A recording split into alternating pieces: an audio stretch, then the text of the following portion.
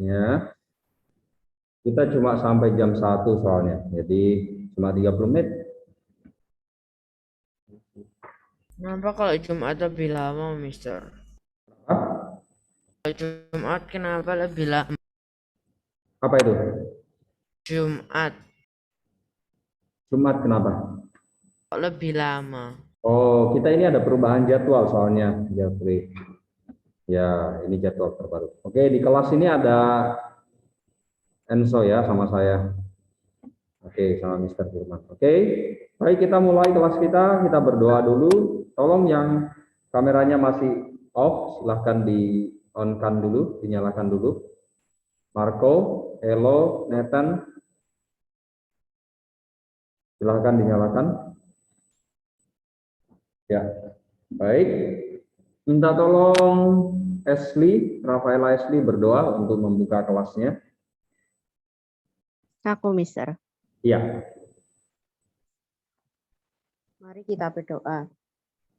Tuhan, kita mau memulai pelajaran. Kita agar kita dapat memahami pelajaran hari ini ya Tuhan. Haleluya, amin. Amin. Terima kasih Ashley, Rafaela Ashley. Baik, Mister akan presensi dulu untuk kehadirannya. Hari ini tanggal 29. Dario. Deo Bernard. Tadi tidak ada ya sebelumnya. Enzo.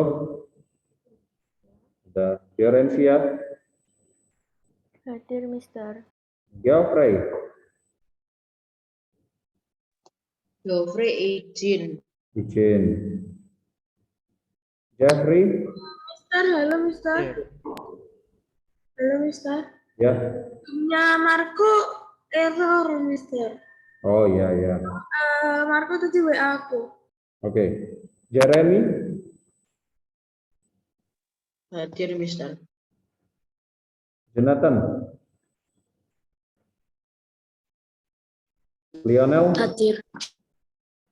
Hadir, Mister. Marco. Hello.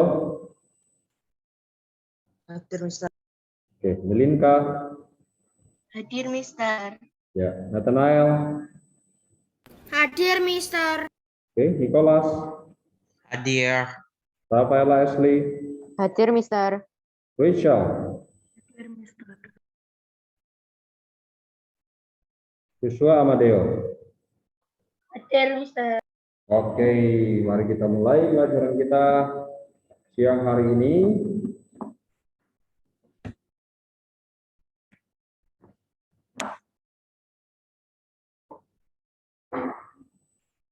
Ya, minggu lalu masih ingat ya kita bahas tentang apa? Ingat? Ibadah. Iya, apa? Tentang apanya nih? Unsur ibadah. Yang itu loh, Mister, orang-orang itu yang ada 3 orang itu. Iya. Apa ini? Yang mana? Ada Liu Yun. Yang rajin membaca Alkitab. Iya. Terus? Woodshop. Yang rajin banyak ya, itulah. Loh. Coba catatan kalian membahas tentang apa sih? Ayo diingat-ingat lagi. Membahas tentang unsur ibadah. Iya, apa saja? Judulnya apa memang minggu lalu? Beribadahlah sebab Tuhan itu baik. Ya, ya, itu yang paling penting ya. Harus ingat, kamu minggu lalu itu bahas apa. Sekarang poin pentingnya apa dari pembahasan itu?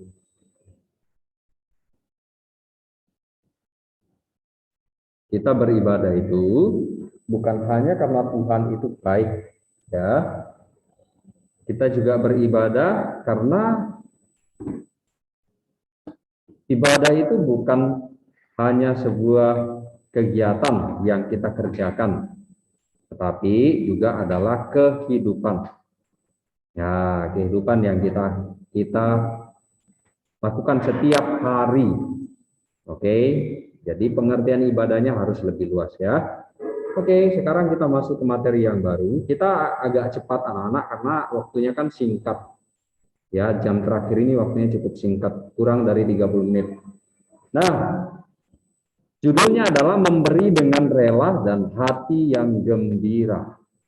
Oke, memberi dengan Kok rela. suaranya gede banget, habis itu kayak tadi keresek-keresek. Keresek, Mister. Oh, ya. Jadi judul kita kali ini adalah memberi dengan rela dan hati yang gembira. Nah, kita akan berbicara tentang memberi. Mari kita baca ayat Alkitabnya dulu. Minta tolong satu orang baca ini. Mister, tadi judulnya apa, Mister? Memberi dengan rela Nanti dan dikirim enggak Mister hati yang PPT? gembira. Oke, sekarang minta tolong satu orang membaca ayat Alkitab ini. Langsung, yuk.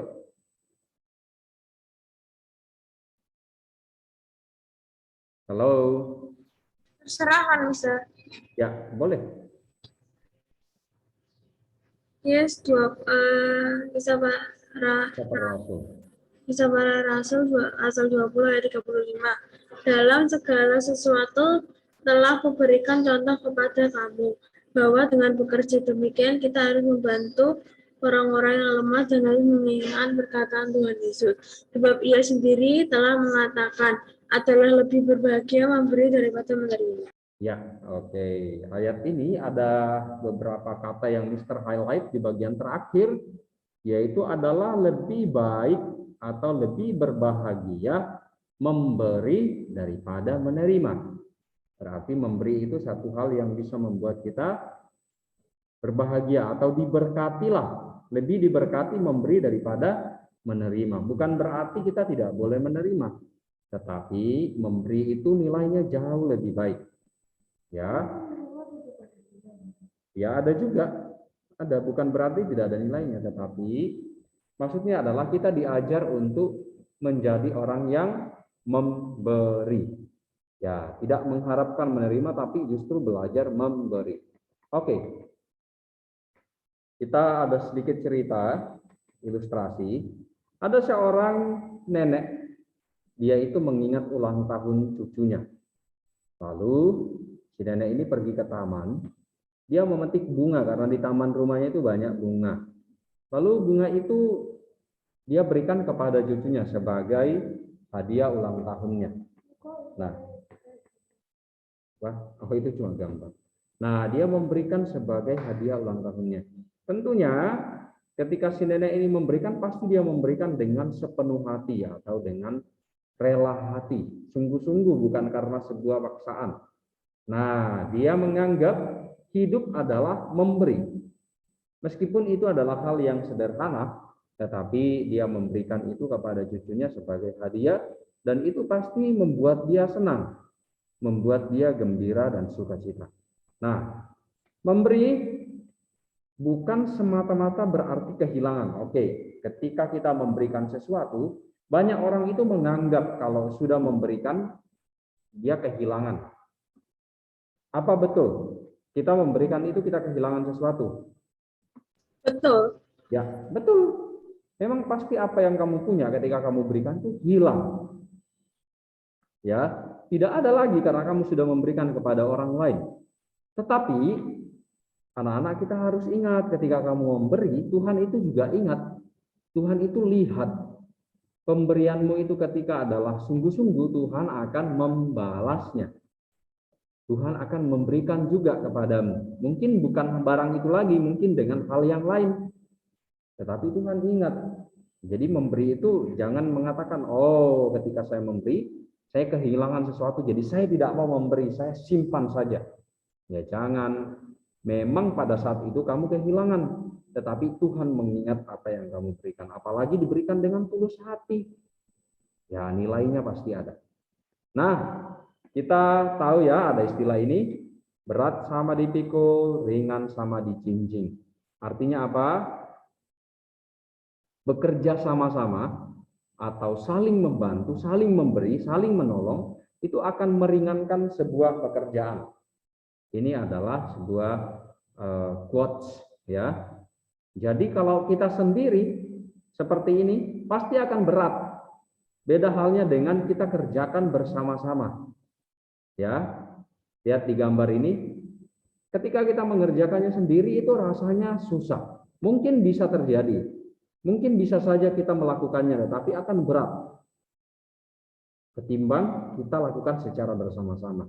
Nah, maksudnya anak-anak, kesusahan kita itu, ya, kesusahan orang lain bisa tertolong atau bisa dibantu dengan pemberian kita yang sukarela. Kamu sukarela membantu orang lain juga bisa meringankan persoalannya, bisa meringankan bebannya. Jadi kita jangan sampai menjadi orang yang individualis atau hidupnya pengennya sendiri, punya sesuatu tidak mau memberikan kepada orang lain. Nah, kamu ingat ya, pemberianmu itu yang dengan tulus itu akan sangat membantu orang lain. Oke, kita coba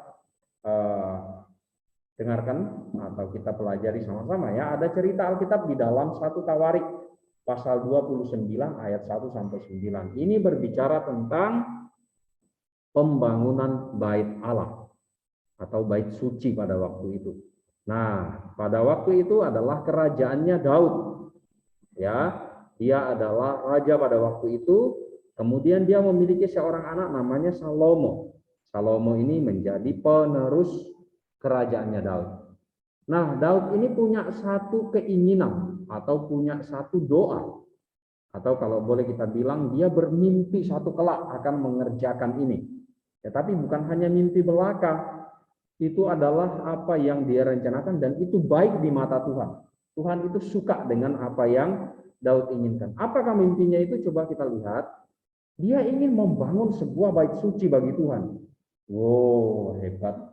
Kamu tahu enggak? Selama bangsa Israel itu keluar dari Mesir, ada yang namanya tabernakel. Ada yang namanya kemah. Ya, di tengah-tengah kemahnya bangsa Israel, Tuhan ada di tengah-tengah itu. Ada tabernakel di tengah-tengahnya. Berarti Tuhan itu menginginkan ada bersama-sama dengan manusia. Tuhan itu memang pengen seperti itu. Makanya kan bangsa Israel dibawa keluar dari tanah Mesir. Tujuannya apa? Untuk beribadah kepada Tuhan. Untuk ada di satu tempat bersama dengan Tuhan. Di Mesir tidak bisa. Karena bangsa Israel kan dibawa penjajahannya si Firaun. Jadi tidak mungkin. Nah, berarti apa yang dipikirkan oleh Daud sama dengan apa yang Tuhan Allah suka. Yaitu sebuah bait suci. Tempatnya bangsa Israel untuk berjumpa dengan Allahnya. Yang diwakili oleh para imam-imam. Ya. Nah, ini yang dipikirkan sama dia. Dia tidak berpikir membangun rumahnya sendiri, membangun rumah yang bagus. Maka dia pikir, wah gimana caranya saya bisa membangun rumah bagi Tuhan Allah. Tempatnya Tuhan Allah ini bisa berjumpa dengan umatnya. Hasilnya itu akan seperti ini. Coba bayangkan ya, bangunan semegah ini pasti materialnya sangat susah. Ya, kamu tahu enggak? Bahannya banyak yang dari emas, dari perak, dari batu-batu yang berharga, kayu yang kuat-kuat, bukan yang biasa. Lalu ini datangnya dari mana nantinya? Dari mana?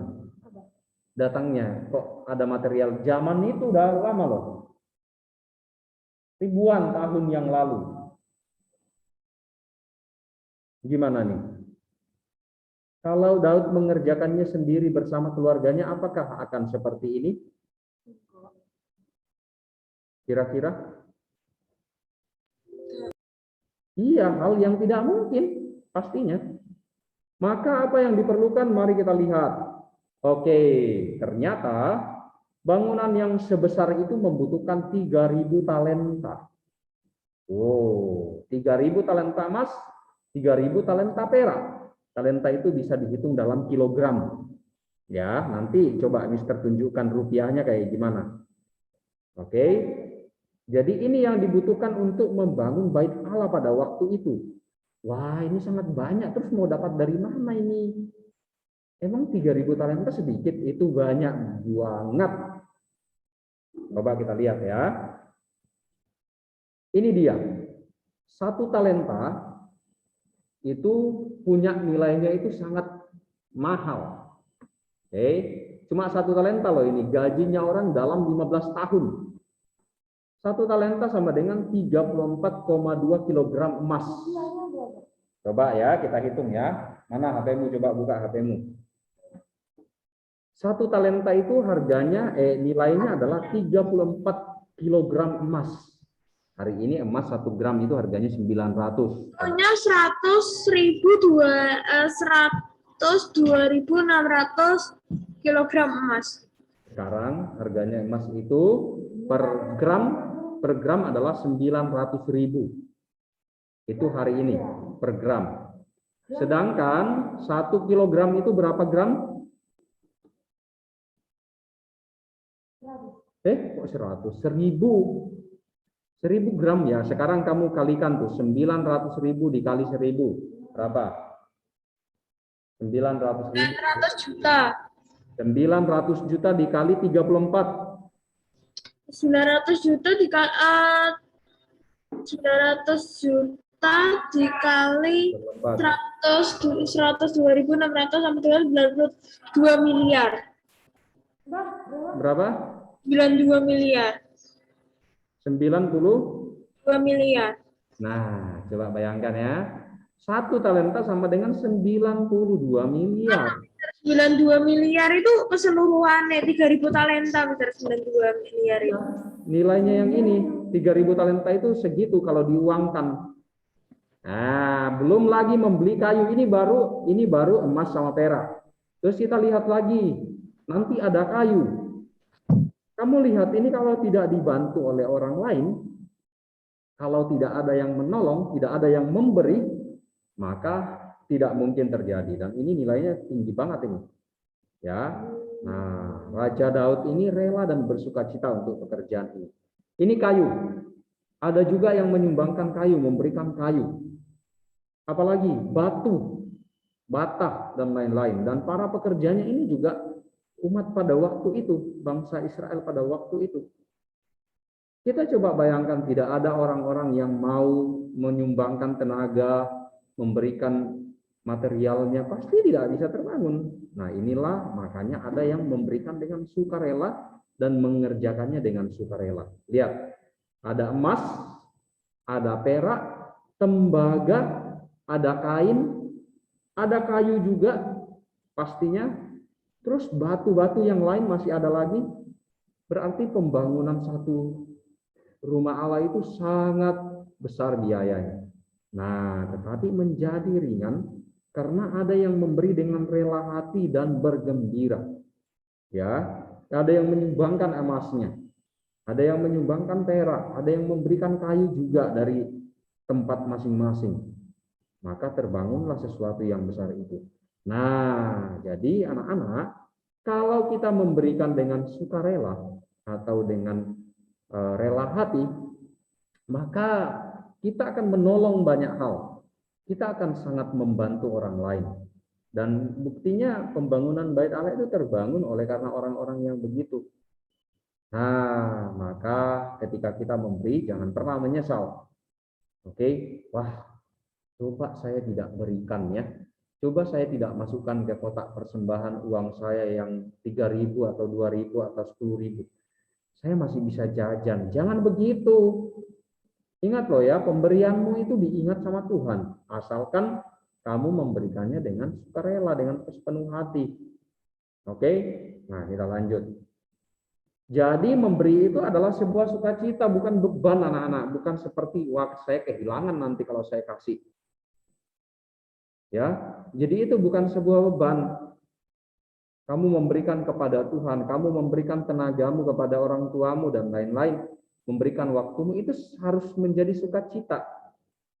Ya, jangan menjadikan itu beban, nanti kamu susah sendiri tidak dapat berkatnya. Nah, maka kalau kamu berbuat demikian, kamu akan membuat sesuatu hal yang berbeda. Ya, mungkin ada orang perhitungan sekali. Masa mama harus minta sewaktu saya 30 menit untuk bantu dia bersih-bersih? Saya enggak mau lah, saya harus diam sendiri di kamar lah, saya masih ada kerjaan lah. Ingat loh ya, itu sebuah pemberian, kamu memberi waktumu dan tenagamu, belajarlah mencoba hal itu. Ya, orang tamu meminta ya kasih dengan sukarela. Oke. Jangan malah orang tua minta tolong, kamu malah bersuara yang aneh-aneh di belakang sana, ngomel-ngomel, nggak terima dan lain-lain. Nah, harus belajar memberi dengan sukarela. Bukan hanya materi loh ya. Kalau kita berbicara memberi itu bukan hanya materi. Ada perhatian, ada tenaga, ada waktu. Ya, oke. Nah, hasilnya seperti ini. Kalau ada orang-orang yang bekerja sama dengan baik, hasilnya bagus. Demikian pun kita kalau rela membantu orang lain, rela memberikan apa yang kamu punya, maka akan mendatangkan sebuah hasil yang baik. Nah, memberi persembahan, rela hati, dan bergembira itu ada di dalam 2 Korintus 9 ayat 6 sampai 15. Pada waktu itu terjadi hal yang baik. Coba kita lihat secara singkat ceritanya ya. Jadi ada terjadi pada waktu itu untuk jemaat di Korintus. Nah, jadi Paulus itu mengingatkan orang-orang di Korintus tentang satu hal yang sangat baik. Ya, yaitu memperhatikan orang lain. Oke, coba kita lihat. Nah, di Galatia, Catat, Mister. Mau mencatat. oh ya, oke, sudah ya.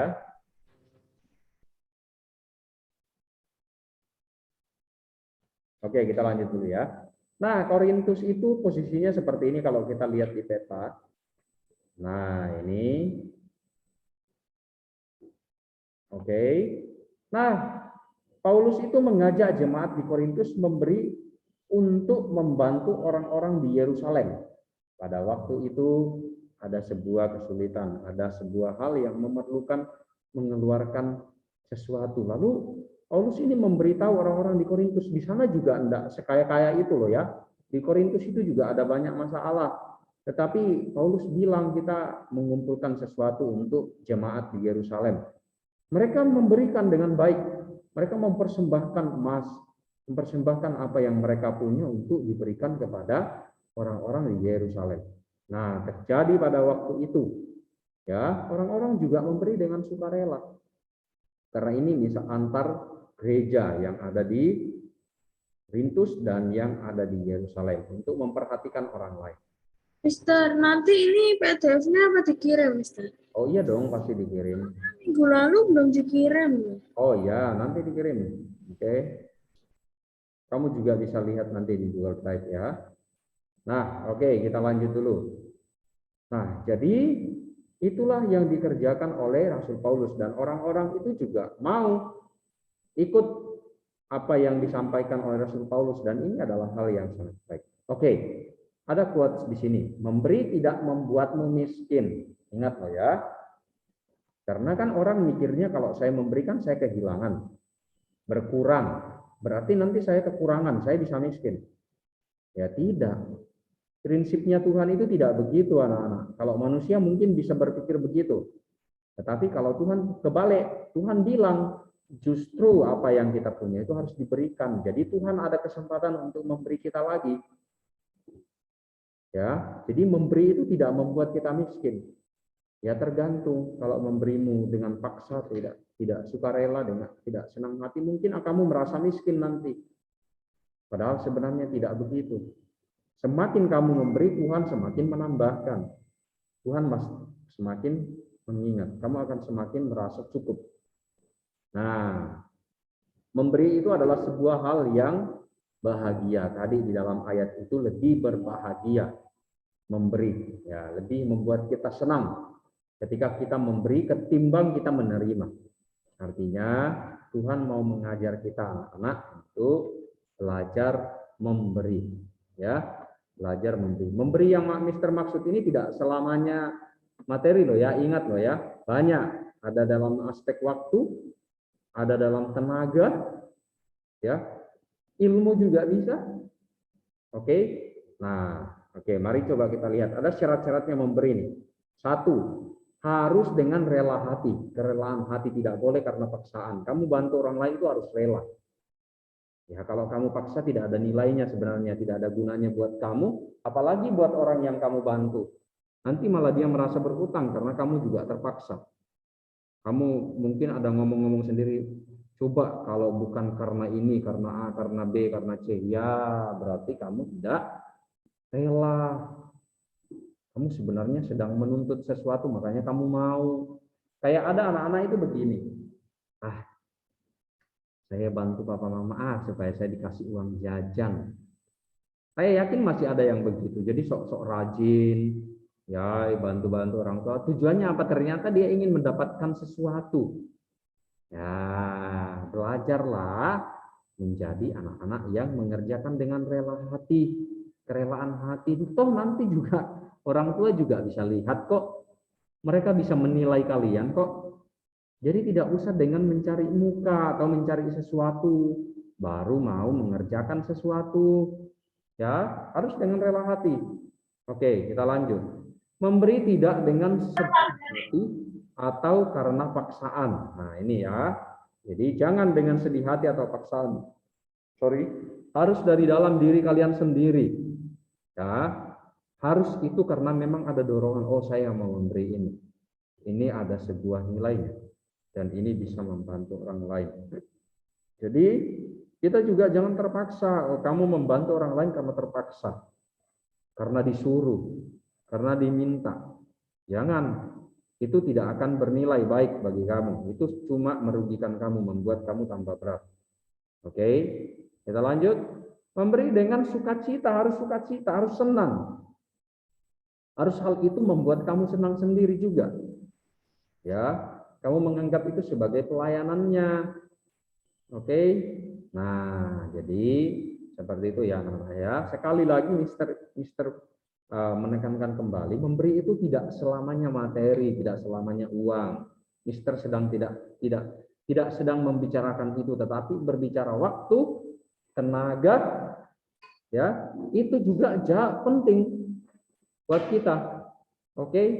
Nah, mari kita belajar memberi. Oke, kita sampai kepada kesimpulannya karena waktu kita terbatas nih. Kita masih punya 2 menit lagi. Oke. Nah, sumber segala sesuatu yang kita miliki di dunia ini berasal dari Tuhan. Betul? Ya, jelas betul. Oke. Dialah sumbernya, dia yang punya. Berarti seharusnya kalau dia yang punya, dia punya hak enggak untuk meminta dari kita, untuk mengambil? Punya. Nah, lalu berarti kita sebenarnya tidak ada hak paten untuk itu. Kita cuma diberi kesempatan untuk mengelola saja. Artinya kita harus bersyukur, terima kasih Tuhan atas apa yang Tuhan berikan. Atas waktu, tenaga, atas uang, ya, kekayaan, kecukupan yang Tuhan berikan. Nah, itu. Yang berikutnya. Kita memberi karena Allah sudah memberi terlebih dahulu. Betul. Yang kita punya ini sepenuhnya adalah pemberian Allah. Maka ketika kamu memberi itu juga kamu sudah tahu bahwa Tuhan Allah sudah memberi terlebih dahulu. Berilah dengan hati yang rela dan bersukacita dan Allah akan semakin mengasihi. Nah, oke. Ya, sampai di situ. Apakah ada pertanyaan?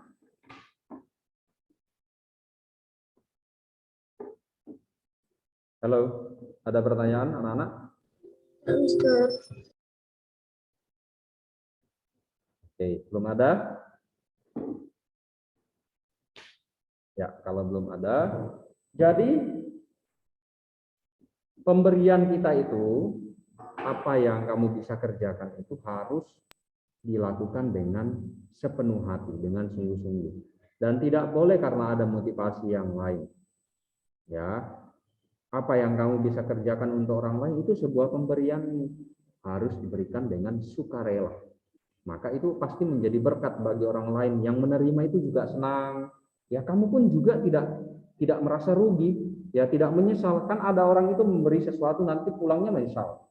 Aduh, coba saya tidak kasih. Saya masih punya. Wah, coba tadi saya tidak bantu mama, saya masih bisa tidur lah. Nah, itu berarti kamu tidak dengan sukarela. Ya, itu berarti kamu ada paksaan, dengan paksaan ya. Oke, itu pelajaran kita siang hari ini. Kalau tidak ada pertanyaan, sampai di situ saja.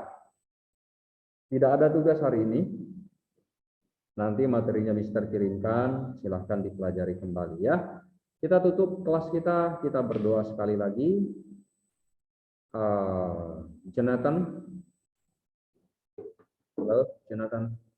Ya, Jonathan yang berdoa untuk menutup kelasnya ya. Yuk, Jonathan. Tuhan Yesus, terima kasih telah menemani kami selama pelajaran Bible hari ini.